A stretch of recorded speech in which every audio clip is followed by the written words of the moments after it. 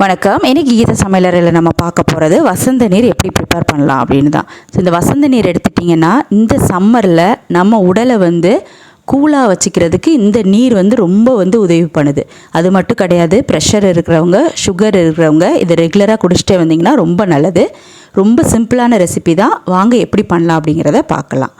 அதுக்கு முதல்ல கொஞ்சம் புதினா இலை சேர்த்துக்கோங்க. அடுத்து அரை எலுமிச்சம்பழம். கொட்டையெல்லாம் முதல்ல நான் ரிமூவ் பண்ணிட்டேன்.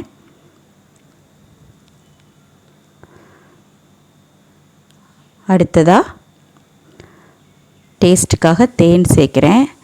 தேன் சேர்த்திங்க அப்படின்னா தான் உடம்புக்கு ரொம்ப நல்லது. சுகரை அவாய்ட் பண்ணிடுங்க இந்த வசந்த நீரில். அடுத்து இளநீர்.